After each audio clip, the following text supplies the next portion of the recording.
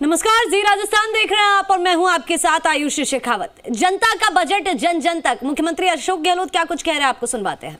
लोकतंत्र की मजबूती के लिए आवश्यक है और मैंने बचपन से देखा है सिविल सोसाइटी का एक महत्व होता है, एनजीओ का एक महत्व होता है। तो गांधी जी ने भी कहा था कि राजनीति में आधार जो है वो रचनात्मक काम होते हैं। ये भी रचनात्मक काम ही है कि आप अगर ये सपना देख रहे हो, बजट पेश किया गया जिसका वेलकम पूरे देश में हुआ, उसको हम जन जन तक पहले पहुँचाएँ। अगर ये आपने सपना देखा है तो मैं समझता हूँ कि ये भी एक प्रकार से आपकी जो सोच है वो दर्शाती है किस प्रकार आप पब्लिकली साथ में कमिटमेंट लेके चल रहे जिंदगी के अंदर। सिविल सोसाइटी क्या होती है या सामाजिक काम करना क्या होता है, समाज के लिए हम क्या कर सकते हैं। जनता का बजट जन जन तक, ये आपने नारा गढ़ा मैंने नहीं गढ़ा है, इसलिए आप साधुवाद के पात्र हैं। हमारा काम आप कर रहे हैं, हमारे काम तो कई रहे हैं क्योंकि हम सरकार में बैठे हैं, पर जनता का काम आप करें, जनता के लिए कर रहे हैं और जनता के हित में कर रहे हैं। ये आपकी सोच है, उसके लिए आप मुबारकबाद के पात्र हैं। एक सोच व्यक्ति की क्रांति कर सकती है। मैं करुणा राय जी और कृष्ण कुमार प्रधान के बारे में दो बातें करना चाहूँ, जो मेरा परिचय कैसे हुआ उनसे। बचपन से मैं खुद गांधी पीठ फाउंडेशन का एक विंग था, तरुण शांति सेना, जिसका मैं सदस्यता में पढ़ता था कॉलेज के अंदर। गांधी जी के सचिव थे महादेव भाई देसाई, आपने पढ़ा होगा उनकी जीवनी में। उनके लड़के थे नाना भाई देसाई। उन्होंने एक संगठन बनाया तरुण शांति सेना। अकाल सूखा पड़ जाओ या कोई घटना हो जाओ, शरणार्थी आ गए, 1 करोड़ शरणार्थी आ गए थे हमारे बांग्लादेश के युद्ध के, 1 करोड़ शरणार्थी आ गए। उस वक्त में वो कैंप लगाया करते थे, हम लोग लिया करते थे। ऐसे कई कैंप में मैं गया था तो वहाँ हमारे पहचान भी आती थी, मैंने कोई जानकारी नहीं था। मैं बैंक बेंचर था, मुझे बोलना नहीं आता था, ना मैं खड़ा मुझे कोई कह देता कि मेरा नाम पुकार ले, तो मुझे बहुत गुस्सा था, उसके ऊपर नाम भी पुकार लिया। मेरी स्थिति जिंदगी में ये रही है। और कुमार प्रसाद उन लोगों में थे जो कोई विषय छोड़ते ही नहीं थे बोलने के। तो मेरा परिचय एक तरफा था, जब एक तरफा प्यार होता ना कई बार,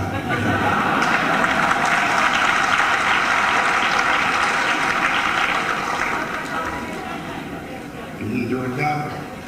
एक ये थे कि हमारे संतोष भारतीय थे, एक पत्रकार हैं, वो थे। कुछ लोग थे तो हर वक्त बोलते थे और मैं हर वक्त राम राम करता था, कोई मेरा नाम पुकार नहीं थे बोलते। वो मेरी स्थिति थी। तो ये 50 साल की बात है, 50 साल पुरानी बात थी जो मैंने आज कहा।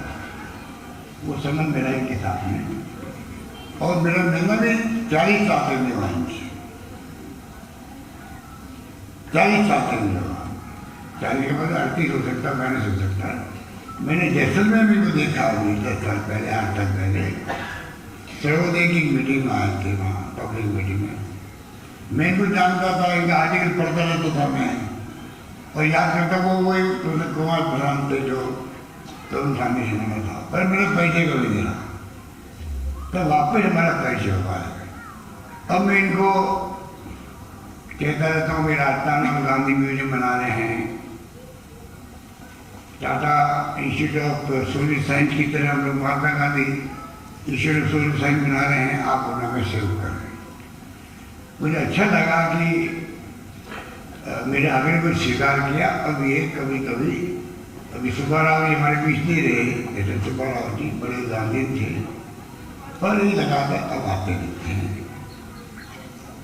ये तो परिचय एक मैंने कहा कि एक छोटा सा विचार क्रांति कर सकता है। मेरा परिचय अरुणाराजी से निकली से हुआ है। मैं इनको जानता नहीं था। मैं मेंबर पार्लियामेंट था, केंद्रीय मंत्री था, गांव में घूमता रहता था, काशों के घंटा।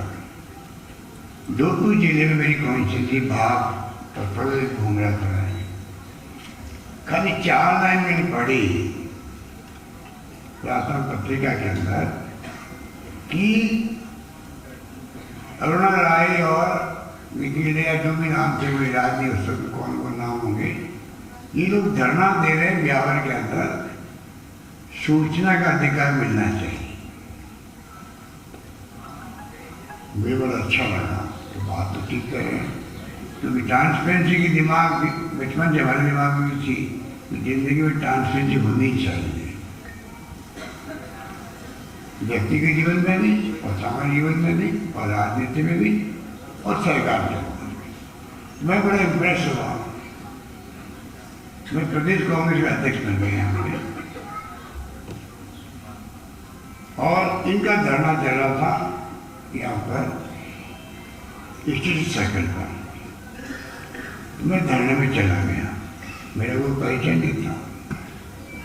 जाके धरने में बैठा, बातचीत करी, बात सुनी, इस प्रकार मेरा परिचय हुआ। सरकार भगत सिंह जी की थी उस समय, और मैंने इनको समर्थन किया कि आपको बहुत अच्छा आइडिया है, हम लोग आपको समर्थन करते हैं। सहयोग ऐसा बैठा कि मेरे ख्याल से साल भर के आसपास में खुद ही मुख्यमंत्री बन गए।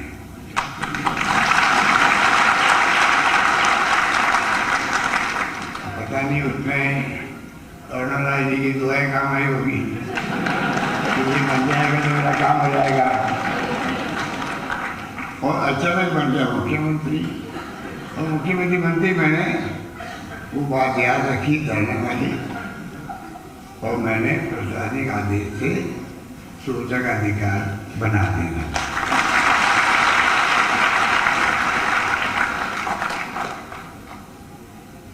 परंतु अरुणा राय और निखिल जी बड़े चालाक हो गए, होशियार हो गए, बात को मनाना जानते हैं, जवाब देना जानते हैं। अभी मेरे पीछे पड़े हुए हैं उसके, तो ये उससे संतुष्ट नहीं हुए। नहीं, हम आपके प्रशासनिक आदेश को नहीं मानते हैं। हम आपके आप एक्ट बनाइए असेंबली के अंदर, एक्ट बनाइए। मैं कह रही कहाँ मेरा पाला पड़ गया लोगों से। मैंने तो कहा कि लोग मैंने बना दिया, काम मेरा हो गया, ये तो बिल्कुल पीछे पड़ गए। आखिर मुझे कमेटी बना करके मिस्टर पीर भंडारी थे, आप कहिए, उनकी अध्यक्षता में, और वो एक्ट बनाना पड़ा, उसको पास करवाना पड़ा। ये वो हंसते बैठे हुए यहाँ पर, ये कोई मामूली मीटिंग नहीं हुई आप लोगों की। आप लोग भी अपने आप में एक पहचान रखते हो समाज के अंदर, कमिटमेंट है, इसलिए आप सुबह यहाँ बैठे हुए हो। मुझे गर्व इस बात का है। और ये लोग भी जिंदगी बिता दी है, क्या पढ़ा था, ये ऑफिसर थी अरुणा राय, क्या जरूरत थी इनको, चेन्नई की रहने वाली, रिश्ता नहीं राजस्थान से, तो राजस्थान की जिलों में रहती है, यहाँ आके इन्होंने काम संभाला, सेवा की, निखिल जी समर्पित है पूरी तरह से। मैंने कहा अरुणा जी को एक बार आप निखिल जी को मुझे गोद दे दो।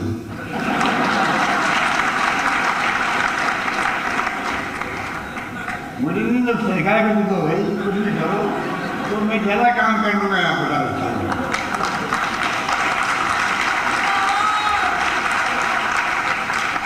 इस प्रकार से हमारे ये परिचय हैं। और इन परिचयों के आधार पर हम लोग आज यहाँ बैठ सकते हैं। क्यों हमारे किरण साहब है, वो हमारे अपने हैं। राहुल गांधी जी के ऑफिस में भी है, वहाँ बहुत लंबे से सेवा कर रहे हैं, कमिटमेंट वाले व्यक्तित्व हैं। एक अभी विचार सुना आपने इनके, किस प्रकार से इनके विचार हैं आप सब जानते हैं। ये भी कभी कभी आते रहते हैं, और भी हमारे साथी आए, मैं भी मिला वहाँ ऑफिस में उनसे। तो इस प्रकार से ये सिविल सोसाइटी या NGO काम करते हैं। सरकारों को उनको सहयोग करना चाहिए। इस सरकार का काम भी कर रहे हैं, गुड गवर्नेंस के लिए भागीदारी निभाना चाहते हैं, बल्कि गुड गवर्नेंस को सुनिश्चित करने के लिए अपनी भागीदारी देना चाहते हैं। सोच का फर्क होता है। एक नाम तो नहीं लेना चाहूँगा, पर सरकार में बैठे हुए एक बहुत बड़े व्यक्ति ने कहा कि सामाजिक कार्यकर्ता सिविल सोसाइटी सरकार के दुश्मन है। हम कहते हैं कि सिविल सोसाइटी और एक्टिविस्ट हमें गवर्नेंस में सुधार कर, हम कहते हैं, वो कहते हैं कि जो दुश्मन है हमारे, हम कहते हैं कि सिविल सोसाइटी एक्टिविस्ट जो है हमें गवर्नेंस में सुधार का मौका देते हैं।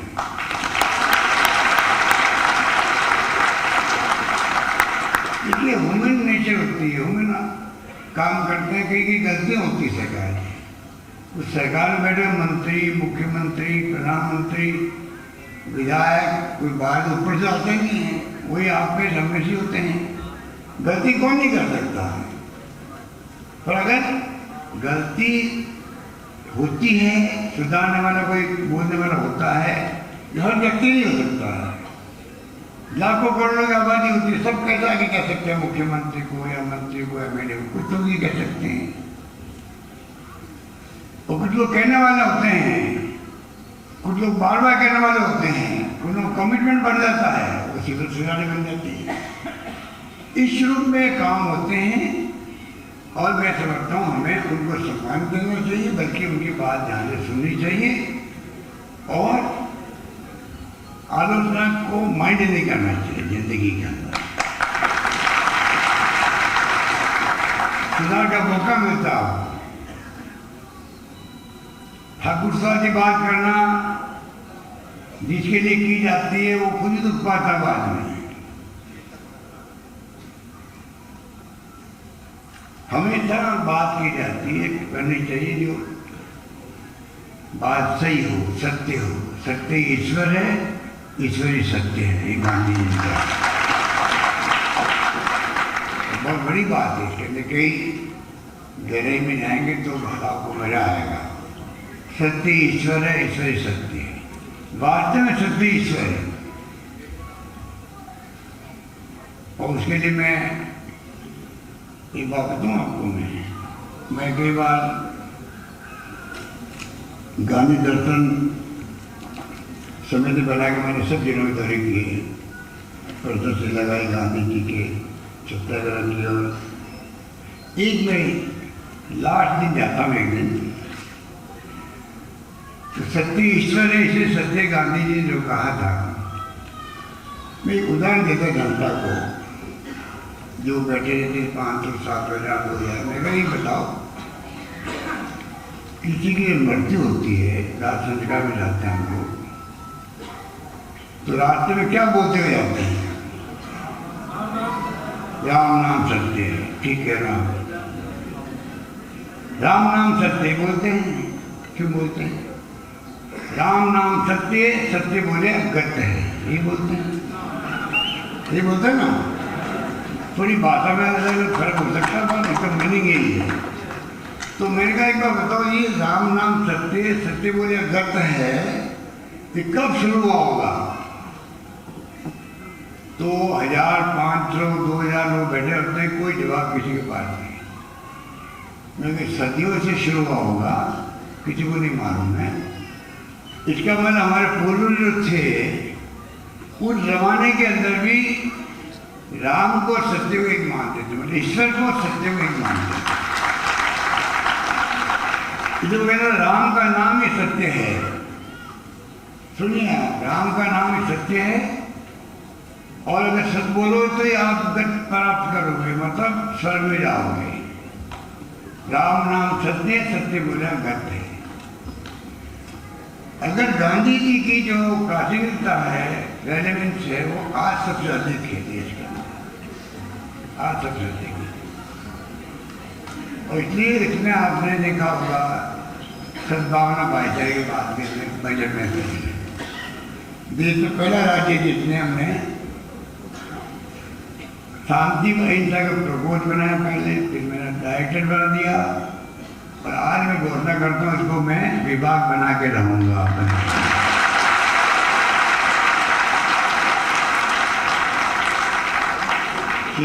बैठी हुई है उत्साह जी, आप नोट कर लीजिए, इसको विभाग बनाना अपने को।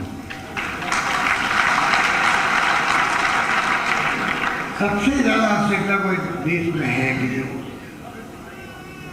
चीज की या व्यवस्था की, वो है हम सब हिंदुस्तानी लोग प्यार से, मोहब्बत से, भाईचारे से, सद्भावना से रहें, तब जाके बजट बनते जाएंगे, एनजीओ जुड़ते जाएंगे, बजट इम्प्लीमेंट भी होंगे, सब लोग सुख शांति से रहेंगे, मानव संसाधन अच्छा बनेगा, नई पीढ़ी जो इसको आप देश को सुख देना चाहेंगे, जाएंगे, हम सब लोग धीरे धीरे सब जाएंगे। अच्छा मानव संसाधन बनेगा देश के अंदर, अच्छे चैतन्यवान लोग बनेंगे। आपस में जिस घर में परिवार झगड़े होते हैं वो परिवार कभी ऊपर नहीं उठता है, जिस गांव में झगड़े होते हैं वो गांव का विकास नहीं होता है, जिस देश में झगड़े होते हैं, फसाद होते हैं, वो भी आगे नहीं बढ़ सकता है। समझने की जरूरत है, समझने की जरूरत है। इसलिए शानदार बजट हमने बनाने का प्रयास किया। मुझे खुशी है कि आप सभी ने, मित्र तो कहते ही रहते हैं कि बजट बहुत शानदार, इसलिए आपने जनता का बजट जन जन तक आपने कोई नारा नहीं दिया, गीत बना दिया। मिस्टर राजू कितने खुश हुए, गीत सुन रहा हूँ मैं पहली बार, वो आलोचना करते हैं हमेशा बजट की, गीत हो गया उसके ऊपर, बताइए आप। तो मुझे इस बात का आपका संतुष्टि है कि लड़ा मैं इससे देना चाहूँगा। अगर ये नहीं होता तो शायद ऐसा बजट नहीं बन पाता। सोच होती है, अपनी सोच होती है। बहुत करिए कि मैं आपको हर चीज़ एक्सप्लेन करूँ, पर जो हमने स्वास्थ्य बीमा के लिए ये चीनी योजना बनाई है, मैं आप सबसे अपील करना चाहूँगा, इसको गरीब तक पहुँचाएं जिसको बेचारे को मालूम नहीं होता है, समझ नहीं पाता, अनपढ़ है, डेस्टिट्यूट है। 10 लाख का बीमा कैसे कहते हैं परिवार का, और लोगों को पता नहीं है 10 लाख के अलावा भी अगर उसके किडनी ट्रांसप्लांट कराने, अगर उसके लीवर ट्रांसप्लांट होना है, अगर उसके ऑर्गन ट्रांसप्लांट होना है, कुबले प्लांट लगना है, उसके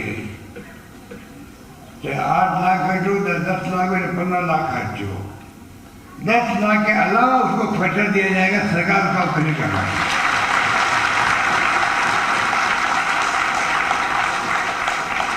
हिंदुस्तान में ही मैंने अभी सारी आए थे यहाँ पर एक मीटिंग के अंदर, तो चिट्ठी करी, मैंने उनको कहा आप जाके प्रधानमंत्री जी को कहिए मेरी तरफ से इस स्कीम को पूरे देश में लागू करें। ये सोशल सिक्योरिटी है, ये रेवड़ी नहीं है जो प्रधानमंत्री के रेवड़ियाँ बढ़ रही है, रेवड़ी नहीं है, ये एक प्रकार से सोशल सिक्योरिटी है। गरीब आदमी मालूम पड़ता है कि मेरे तो कैंसर हो गया है, किडनी खराब हो गई है, तो उसके तो पता नहीं कहने बेचेगा, मकान बेचेगा, क्या करेगा। आज मैंने IPD OPD सब फ्री कर दिया। ऑक्सीजन हो जाए किसी के दुर्भाग्य से, डूब जाए पानी में, मर जाए आदमी कोई कारण से, इसी चीज की योजना के साथ में 5 लाख के बीमा उसका भी हो गया।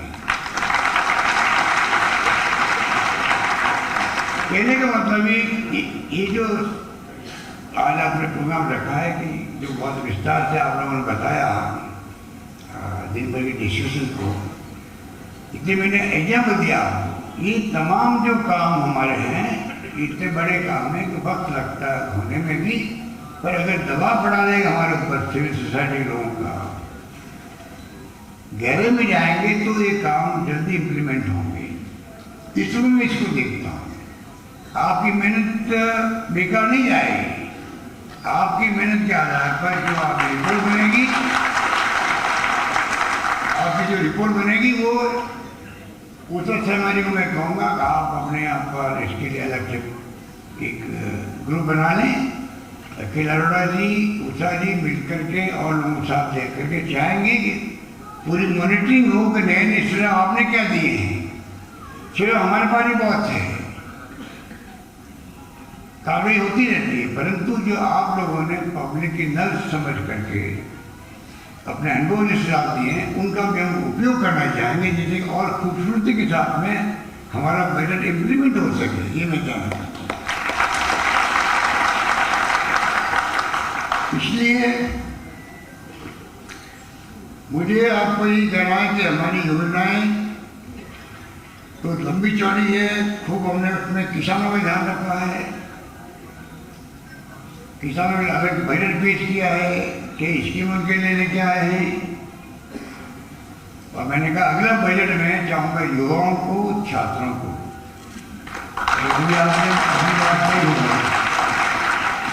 सुमन देवतिया जी ने उस वक्त मैंने कहा कि हम लोग युवाओं को, छात्रों को, महिलाओं को, हम चाहेंगे अगला बजट हम युवाओं को, छात्रों को और महिलाओं को समर्पित करने राजस्थान जाएंगे। और सिविल सोसाइटी के भाइयों बहनों से मैं कहना चाहूँगा, इसमें अभी से ही आप जो आपके दिमाग विचार आए, सुझाव आए, आप वकील निखिल को दो। हम चाहेंगे अगली बार कैसे हम उनको सम्मिलित करने का प्रयास करें, क्योंकि हालात बड़े गंभीर है देश के भी। पूरा देश चिंतित है इस बातों को लेके। इसलिए आप लोगों का ऐसे वक्त में ये प्रोग्राम करना, मैं समझता हूँ कि हमारे लिए भी सुकून की बात है। क्योंकि सुकून की बात है जब माहौल अगर थोड़ा तनाव का हो, हर व्यक्ति तनाव में हो, तो चिंता लगी रहती है कई तरह की। कई दंगा हो गया, आप देखिए राजस्थान में करौली में क्या हुआ, जोधपुर में क्या हुआ, छोटी छोटी घटनाओं के लिए कोई तलवार चला रहा है, कोई चाकू लगा रहा है, कोई गला काट रहा है उदयपुर के अंदर। जो सरकार के ऊपर लोगों को विश्वास था, प्रदेशवासियों को, हमने जो तत्काल अरेस्ट कर लिया दोनों व्यक्तियों को, जो व्यक्ति ने कर्म किए थे। मैं खुद चला गया उनके घर पे नेक्स्ट डे। विश्वास हुआ जनता को कि सरकार ऐसे वक्त में जो कर सकती है, कोई कमी नहीं रख रही है। सरकार के विश्वास काम आया, वरना वो घटना ऐसी थी उससे बड़े रूप में दंगे भड़क सकते थे, कंट्री के अंदर भी, प्रदेश के अंदर भी। इस माहौल में मैंने कहा प्रधानमंत्री जी से, मैंने भी कहा कि विपक्षी पार्टियों ने कहा, एक आप संदेश दे दीजिए देशवासियों को कि देश के अंदर शांति, सद्भाव, भाईचारा कायम रहे। मैं आपसे भी अपील करता हूँ। पहले उन्होंने अपील करी थी कोरोना के अंदर ताली बजाने की, तो आप अपील कर दीजिए। और क्योंकि आप प्रधानमंत्री हैं और जो रास्ता आपने अख्तियार किया है, उस रास्ते में आपकी बात मानेंगे लोग। जब आपने एक धर्म को चुन लिया है देश के अंदर, जब आपने तय कर लिया है कि मुझे धर्म के आधार पर राजनीति करनी है, खुले रूप में करनी है, छिपा के भी नहीं करनी है, तो रास्ता आपका वो है जिसमें आपकी बात सुनी जा रही है, सुनी गई है। क्यों नहीं आप कहते हो शांति, सद्भाव, भाईचारा कायम रहे देश के अंदर, और मैं किसी कीमत पर हिंसा को बर्दाश्त नहीं करूँगा। इतना ही कहना है। अब आप बताइए, अब मेरी बात को जो है मेरी बात तक है, मैं तो एक अकेला व्यक्ति हूँ, पर जो विपक्षी पार्टी